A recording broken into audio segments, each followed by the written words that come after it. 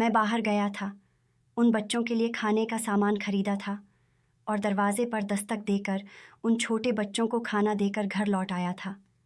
मेरे दिल को अब सुकून आया था। मैं घर में दाखिल हुआ तो मेरी बीवी अपना सामान बांध रही थी। मैंने गहरी सांस ली थी। मुझे आज तक अपनी बीवी की समझ नहीं आई थी। उसे जब भी गुस्सा आता था या हम दोनों के दरमियान छोटी सी लड़ाई ही क्यों ना हो जाती थी, वह फौरन अपना सामान बांधना शुरू कर देती थी और मैं हमेशा की तरह उसके सामने झुक जाता था, उससे माफ़ी मांग लेता था। लेकिन आज बात इंसानियत की थी। अगर मैं आज अपनी बीवी को रोक लेता तो वह कभी भी इस चीज़ को समझ ही नहीं पाती। मुझे मालूम था कि सारी ज़िंदगी मुझे उसके साथ ही गुजारनी है, इसीलिए मैं खामोशी से हॉल में बैठा रहा था। शायद उसे भी यही घमंड था कि मैं आऊँगा, अपनी गलती की माफ़ी मांगूंगा, उसको रोक लूँगा। लेकिन इस बार ऐसा कुछ नहीं होना था। मैंने अपने आप को मजबूत कर लिया था। मैं अपनी बीवी को गलत रास्ते पर चलने की इजाज़त बिल्कुल नहीं दे सकता था, इसीलिए अपने आप को काबू में रखा था। हालांकि मुझे तकलीफ़ हो रही थी, मुझे बिल्कुल पसंद नहीं था कि मेरी बीवी इस तरह रूठकर मैके बैठ जाए। मैं कभी भी उसे मैके तक जाने ही नहीं देता था। दरवाजे पर या आधे रास्ते से ही उसे घर ले आता था। लेकिन आज मामला कुछ और था। बेशक मैं गलत था। हो सकता था लोग भी मुझे गलत कहें, मुझ पर उंगली उठाए कि इस बेवा औरत की वजह से मैं ऐसा कर रहा हूँ। लेकिन मुझे अपना मालूम था, मेरा ज़मीर अच्छा था, इसीलिए मैंने अपनी बीवी को नहीं रोका था। कुछ पल उसने हॉल में खड़े होकर मुझे देखा था। शायद वो मुझसे कुछ कहना चाहती थी या फिर इंतज़ार कर रही थी कि मैं खड़े होकर उसको रोकूं, उसकी मिन्नतें करूं, माफ़ी मांगूं। लेकिन मैंने खामोश रहना ही मेरे लिए अच्छा था।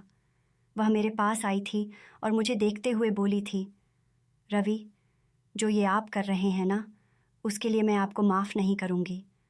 और आपको क्या लगता है मैं उस औरत को आपके करीब आने दूंगी? जबकि मैंने रुख फेर लिया था। मैं अपनी बीवी की तरफ देखना ही नहीं चाहता था। उस औरत के पास दिमाग नाम की कोई चीज़ ही नहीं थी। मेरा मुंह फेरना उसे आग लगा गया था। उसने यकदम अपने हाथ में पकड़ा सूटकेस ज़मीन पर फेंका था और मुझे देखते हुए बोली थी, अब आप देखना मैं कैसा तमाशा लगाती हूँ। उस औरत को तो मैं इस मोहल्ले में अब रहने ही नहीं दूंगी। उसकी हिम्मत कैसे हुई मेरे पति को अपनी तरफ रुझान करने की। हाँ, मैं हूँ बेऔलाद और बदसूरत, लेकिन आप मेरे पति हैं। मैं आपको किसी सूरत भी वहाँ जाने नहीं दूंगी। मेरे माथे पर बल पड़े थे। मैं अपनी पत्नी को हैरान निगाहों से देख रहा था कि वह क्या बोल रही है। अचानक ही वह बिना सामान के बाहर की तरफ बढ़ी थी और उसके अंदाज से मैं समझ गया था कि बेवजह मोहल्ले में तमाशा लगेगा, मेरी इज्जत का जनाजा निकलेगा। मैं फ़ौरन ही भागकर उसे पकड़ चुका था और उसे समझने का मौका दिए बिना एक घूमता हुआ झनाटेदार थप्पड़ उसके मुंह पर दे मारा था और उसकी आंखों में देखते हुए गुस्से से दहाड़ा था, तुम अपनी हद में रहो। बकवास करने की ज़रूरत नहीं है। वह औरत मेरे लिए काबिल ए इज़्ज़त है। मेरा उससे कोई ताल्लुक़ या रिश्ता नहीं है। और ख़बरदार, जो तुमने घर की दहलीज पार करके कोई भी तमाशा लगाने की कोशिश की, उस औरत की इज्जत तो नीलाम होगी ही, साथ में बेवकूफ़ औरत, तुम्हारे पति की इज्जत भी खराब हो जाएगी। अक्ल नहीं है क्या तुम्हारे पास? मेरा गुस्सा करना कारगर साबित हो गया था। मेरी पत्नी सहम गई थी और मेरे गुस्सा करने पर कमरे में चली गई थी। मैं वहीं हॉल में सिर थाम कर बैठ गया था। मेरी पत्नी को क्या हो रहा था, मुझे कुछ समझ नहीं आ रहा था।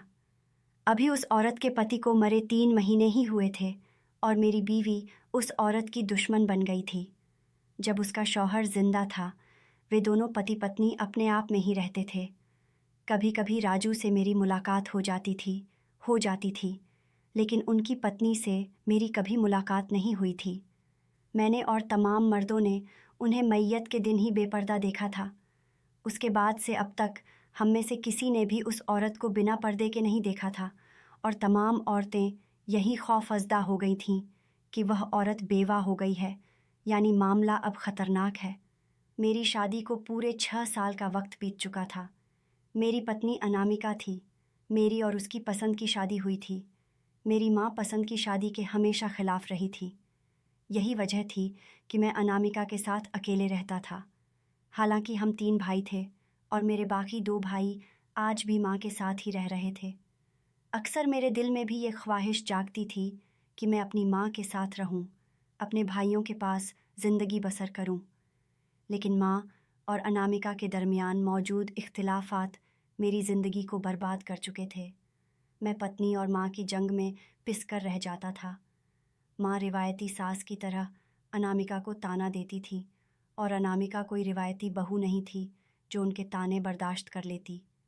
वह भी बिना सोचे समझे मेरी माँ को जवाब दे दिया करती थी।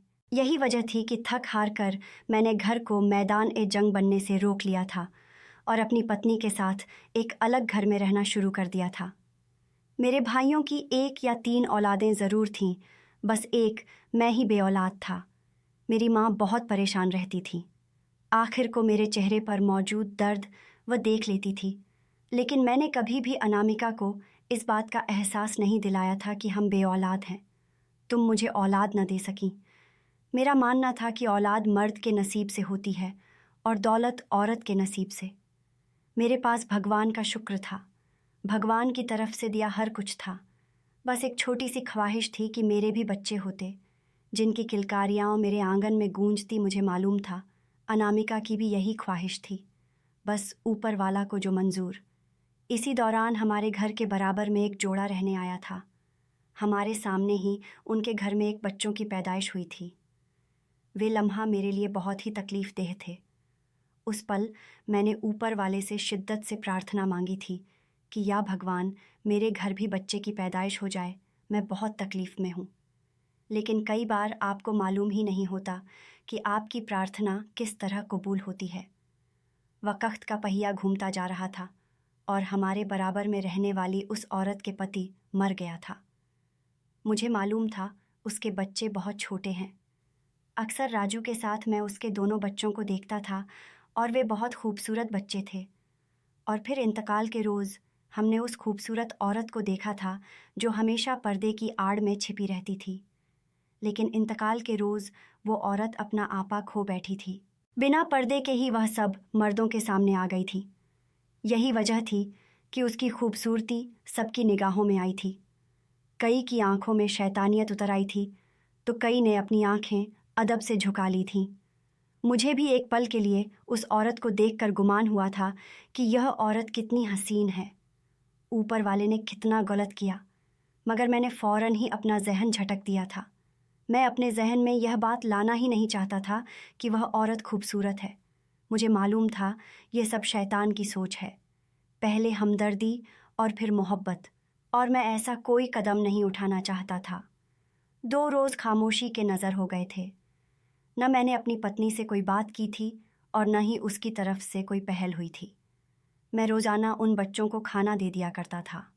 मैं अपनी तरफ से अपना ज़मीर मुतमिन कर रहा था और मुझे मालूम ही नहीं था कि मेरी अपनी पत्नी ही मेरी पीठ में छुरा घोंप रही थी।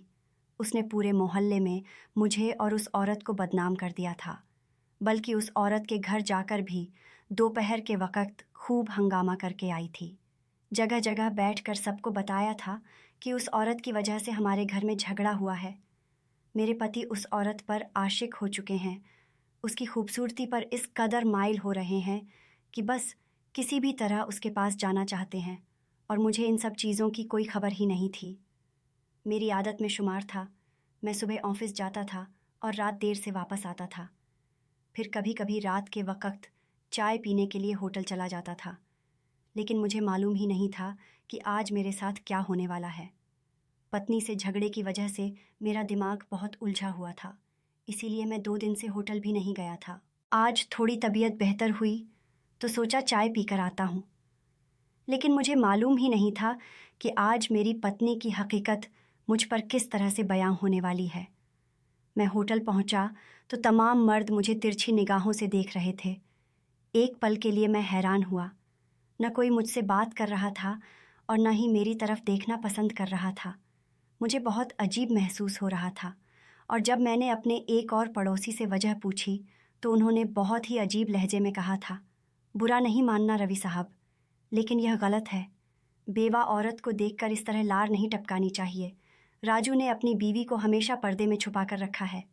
अब अगर उनका इंतकाल हो गया है तो आपको अपनी हद कायम रखनी चाहिए। ये बहुत ही गलत बात है, जबकि मैं हैरान रह गया था। आंखें फटी की फटी रह गई थीं।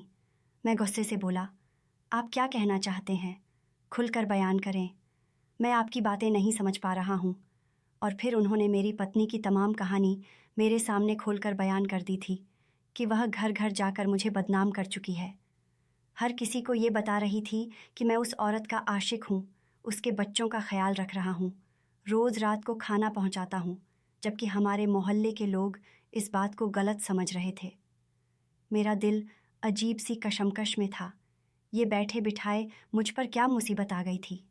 वहाँ मौजूद हर आदमी ने मुझे यही कहा कि अपनी नज़रें संभालो, ये बहुत गलत हरकत है, जबकि मैं बिल्कुल खामोश हो गया था।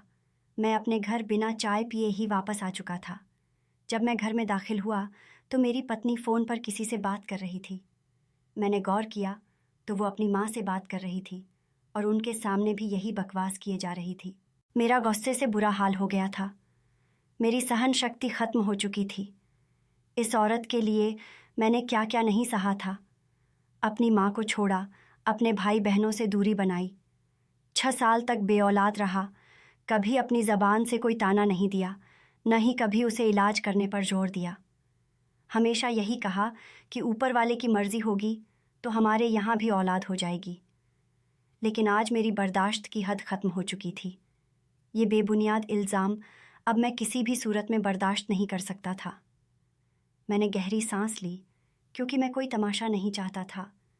मैं अपनी बीवी के पास आया और उसके बराबर में बैठते हुए उसे अपने साथ लगा लिया। वो जो अभी तक फ़ोन पर बात कर रही थी, फ़ौरन मेरी तरफ मुड़ी और हैरान नज़रों से देखने लगी।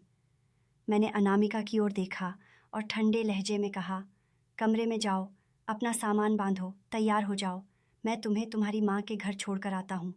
ये सुनते ही वो घबरा गई थी और मुझे देखते हुए बोली, क्यों? क्या हुआ है? मैंने सिर नफ़ी में हिलाया और आगे कहा, जितना कहा है उतना करो। सवाल जवाब करने की अब तुम्हारे पास कोई गुंजाइश नहीं रही। जो तुम मेरे साथ करती रही हो, उसकी सज़ा तुम्हें मिलनी ही चाहिए। वो डर गई थी और सहमे हुए लहजे में बोली, रवि, आपको क्या हो गया है? कैसी बातें कर रहे हैं? जबकि मैं अपनी जगह से खड़ा हो गया था। मैं कोई झगड़ा नहीं चाहता था और न ही शोर शराबा। हमारा मोहल्ला बहुत छोटा था, आस पास ही घर थे। अगर मैं चीखता चिल्लाता, बदतमीज़ी करता तो पड़ोस के लोग हमारी आवाज़ ज़रूर सुनते। वैसे भी मैं पहले ही बदनाम हो चुका था, इसलिए और बदनामी अपने सिर नहीं लेना चाहता था। मैं कमरे में गया और ख़ुद ही अपनी बीवी का सामान बांधने लगा। मेरी बीवी मेरे पीछे पीछे आई और घबरा कर बोली, रवि, क्या हुआ है? आप ऐसा क्यों कर रहे हैं? मैं अभी अपनी माँ के घर नहीं जाना चाहती, कुछ समय बाद जाऊंगी। लेकिन मैं बिल्कुल चुप था। मैंने अपने होंठ ऐसे बंद कर लिए थे कि मेरी बीवी की हालत बिगड़ गई थी। मैंने उसे चादर पकड़ा दी और उसकी कलाई थाम कर घर से बाहर निकल गया। पूरे रास्ते वो मुझसे यही पूछती रही कि क्या हुआ है, मैं ऐसा क्यों कर रहा हूँ, लेकिन मैंने कोई जवाब नहीं दिया। फूफी के घर पहुंचकर मैंने दरवाजे पर दस्तक दी, जबकि मेरी बीवी अब बहुत रो रही थी और मुझे कोई फ़र्क नहीं पड़ रहा था। ऐसी औरतों को सज़ा देना बहुत ज़रूरी होता है, ताकि अगली बार वो ऐसी गलती करने से पहले 1000 बार सोचें। पहली दस्तक पर ही अंजलि के भाई ने दरवाज़ा खोला। मैं खामोशी से उसे लेकर घर में दाखिल हो गया। फूफी सामने अपने कमरे में बैठी रही थीं। मैंने उनके सामने अनामिका का सामान रख दिया और फूफी से मिलके होकर ठंडे लहजे में कहा, अगर आप अपनी बेटी को कुछ सिखाई होती तो ये नौबत नहीं आती। चलता हूँ। फूफी घबरा गई थी। अनामिका भी दरवाजे तक आ गई थी। उसका भाई भी मुझे रोकने की कोशिश कर रहा था, लेकिन न मुझे रुकना था और न मैं रुका। वक्त का पहिया घूमता जा रहा था। अगले ही रोज़ फूफी और उनका बेटा मेरे पास आए थे। मुझसे सवाल और जवाब किए थे कि आखिर मैंने ऐसा क्यों किया, और उनकी भी यही सोच थी कि मैं ये सब अपने पड़ोस में रहने वाली उस औरत की वजह से कर रहा हूँ। मेरा दिमाग बहुत ख़राब हो गया था और मैं फूफी की तरफ देखते हुए फट पड़ा, जबकि फूफी रोने लगी थीं। वो मेरे बाबा की लाडली बहन थीं। बाबा उनसे बहुत प्यार करते थे, लेकिन उस वक्त मैं पत्थर दिल बन गया था। वजह सिर्फ़ एक थी, मेरा दिल बहुत ख़राब हो गया था। काफ़ी देर तक फूफी मेरे पास बैठकर चली गई थीं। अगली सुबह मेरी अम्मी और मेरा बड़ा भाई मेरे घर आए थे। मैं जो दफ्तर जाने की तैयारियों में मशगूल था, अपनी माँ को अपने घर पर देखकर खुशी से झूम उठा। उन्हें थाम कर फ़ौरन घर के अंदर लाया, जबकि मेरी अम्मी मुझे देखते हुए मोहब्बत भरे लहजे में बोली, क्या हुआ है तुम्हारे और अनामिका के बीच? तुम्हारी फूफी घर आई थीं, बहुत शोर मचा कर गई हैं। तुम्हारे बारे में बहुत गलत अल्फाज इस्तेमाल किए हैं। तुमने आखिर किया क्या है? मैं अपनी माँ के पास सर पकड़कर बैठ गया था।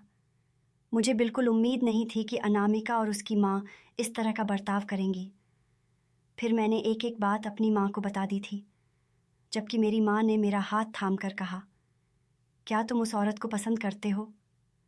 मैं तड़प कर बोला, माँ, ऐसा कुछ नहीं है। आप सबको क्या हो गया है? सिर्फ इंसानियत के नाते उसकी और उसके बच्चों की मदद कर रहा था। इसके अलावा मेरा और कोई इरादा नहीं है। जबकि मेरी माँ ने मेरे गाल पर हाथ रखते हुए धीमे लहजे में कहा, मर्द को 7 शादियों की जाती है। अगर तुम उस औरत से शादी करने के ख्वाहिशमंद हो तो मैं उसके पास जाकर तुम्हारे रिश्ते की बात कर सकती हूँ। 6 साल हो चुके हैं, तुम्हारी औलाद नहीं हुई। मैं ये नहीं कहती कि ये मामले औरत के हाथ में होते हैं। बेशक भगवान ही औलाद देने वाला है, मगर तुम्हारी नस्ल आगे बढ़ानी है। जब तुम इस दुनिया से जाओ तो तुम्हारा नाम लेने वाला कोई इस दुनिया में बाकी हो। इसीलिए बोलो, शादी करना चाहते हो उस औरत से? मैं अजीब कशमकश में पड़ गया था।